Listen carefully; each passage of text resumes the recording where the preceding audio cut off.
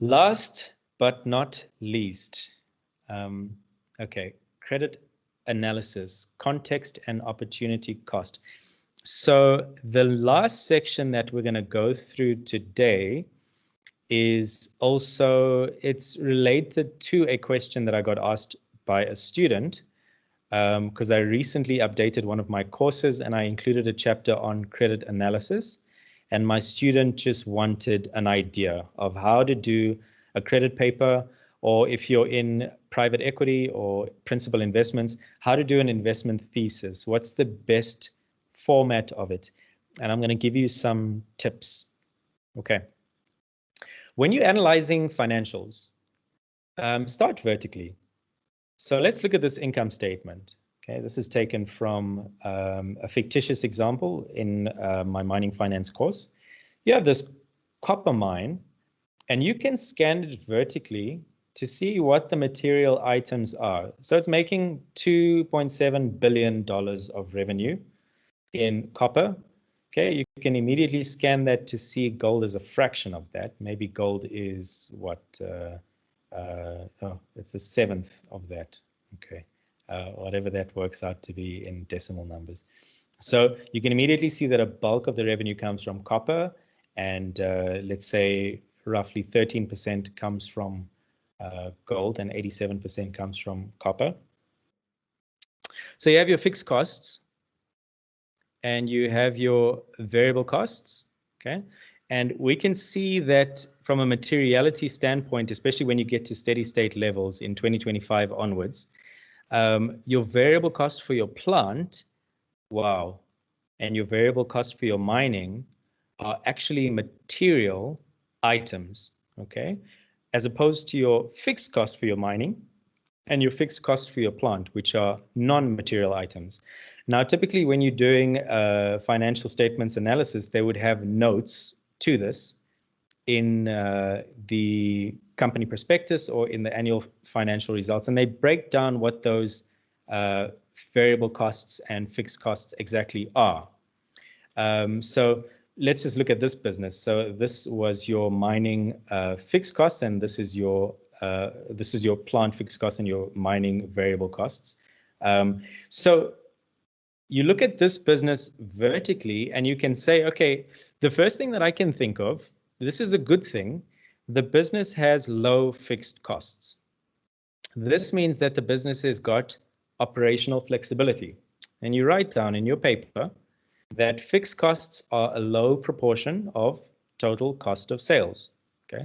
This means that if the business needed to cut down on its production, it's got more freedom to do so. Because if you think about the converse, if a business has got high fixed costs, it means that this business can't cut production, because if it does, those costs are going to be incurred regardless.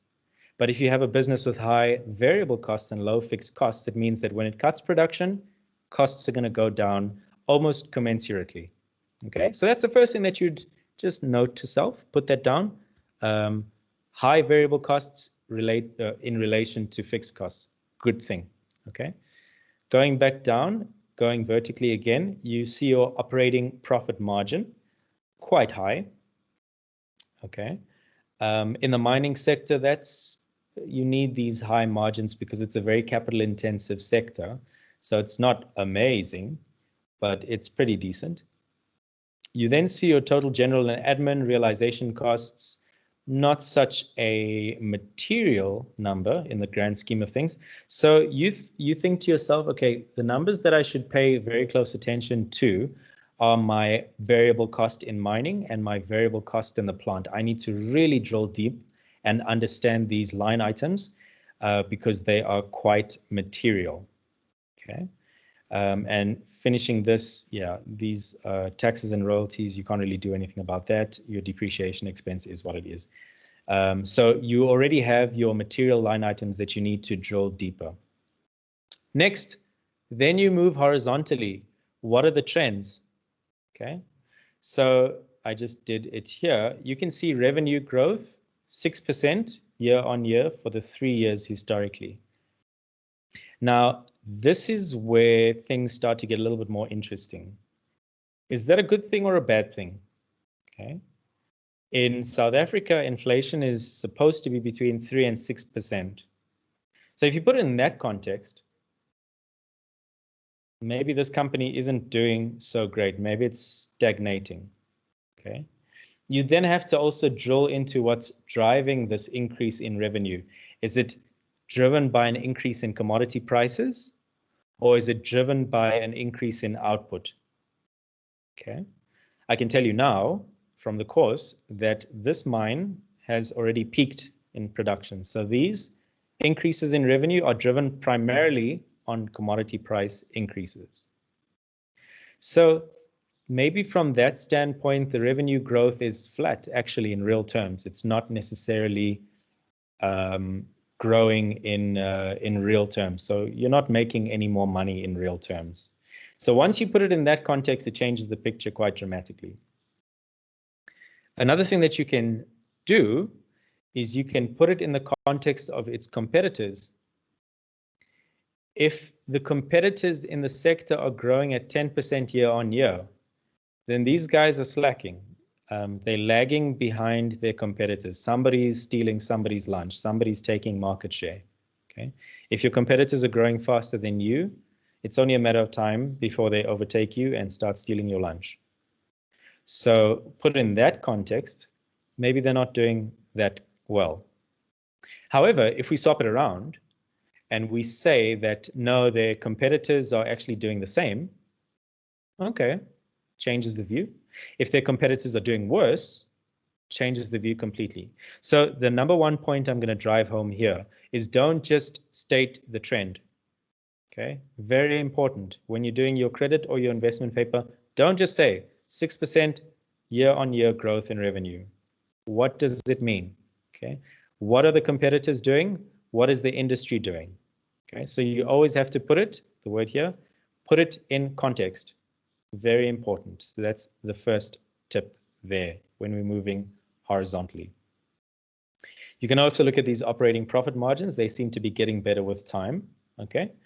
And that is because your expenses are coming down, or your expenses are remaining relatively flat. You've got this increase in your revenue, and you've got more or less flat costs. So that's a good thing. Your margins are improving over time. Again, in context. In the industry, if you think about where gold is right now, around the $2,000 mark, and all-in sustaining cash costs between 1,000 and 1,200. I mean, those are some nice margins. So if this was a gold counter, maybe they are, let's see, what margin is that? That's about 800 divided by, that's about 40%. Okay. So let's say this is a gold mining company. They're more or less in line with where the sector is. But let's say that in the industry, the competitors are doing operating profit margins of 60%, okay, then you'd say that these guys are inefficient in their operations. Their cost structure is inefficient. They are too expensive an operator. And when things go pear-shaped, they're going to go out of business first. So maybe it's not a worthwhile investment. So you have to take everything in context. Okay. And the next point, okay, then put everything in context. What is the industry, or what are the competitors doing? Because we answered 2 in 1. The last thing that you need to do, and this is the cherry on top that'll make your bosses, your credit committee or your investment committee super happy with you. If you really want to impress, then you dwell on this point, the opportunity cost. Okay, so in this context, this credit paper is given in the form of a debt financing. So this company wanted to raise debt, and we put together a credit paper motivating whether we should give it the, I think it was about $1.5 billion of debt that they wanted. Okay. Now, in order to really impress at work, you would then say, okay, this company is applying for $1.5 billion of debt, But this company also has some bonds that are trading in the market. What's the yield on those bonds? Okay. In the example here, the interest rate on the debt was 4% over LIBOR. Okay, LIBOR is practically zero. So let's say you're getting an all-in of 4% on this company, but in the bond market, senior unsecured debt of this company is trading at a 6% coupon. Okay, or let's say an all-in yield, not a 6% coupon. Let's say an all-in yield to maturity of 6%. So this company also wanted unsecured senior debt, but they wanted it at 4%. Why don't you just buy the bond and get a 6% yield as opposed to investing in this senior debt at 4%? Okay, what's the opportunity cost? You can refine your thinking even more. So the bonds are trading at a yield to maturity of 6%, but the debt is secured.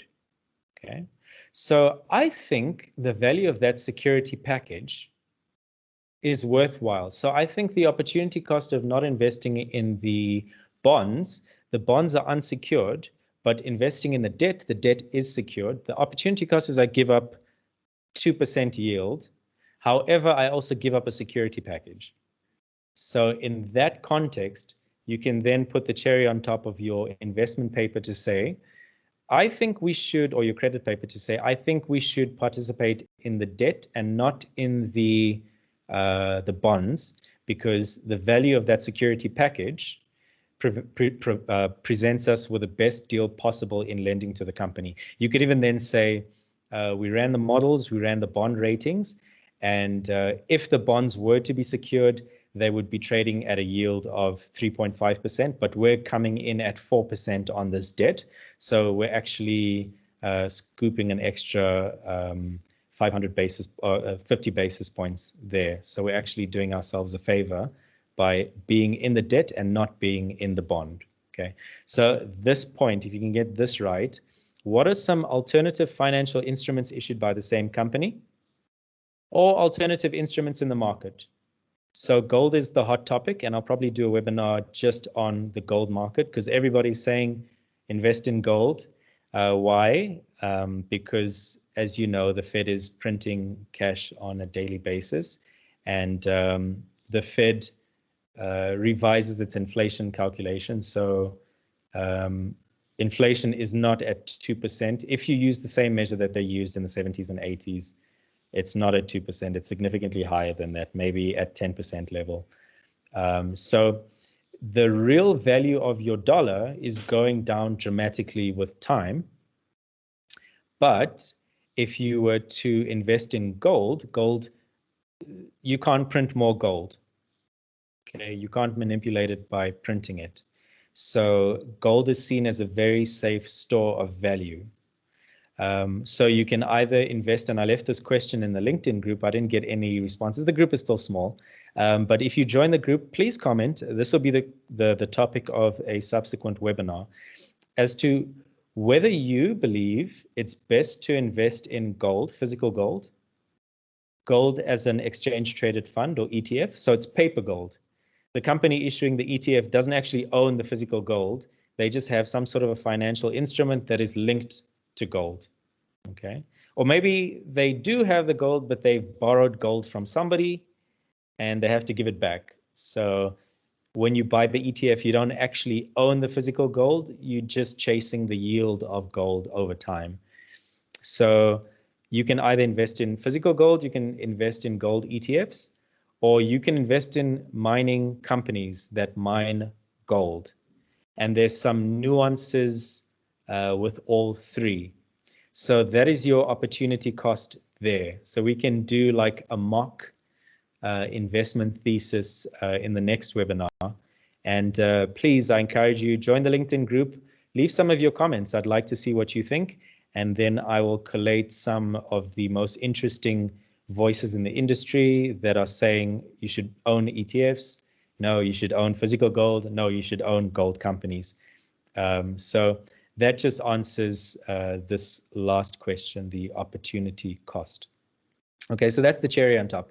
If you can answer all 4 of these, then you'll be a superstar analyst in your team, or yeah, you'll do very well, especially if you can do the last 2 bullet points, because typically there's a saying, you don't see the wood for the trees.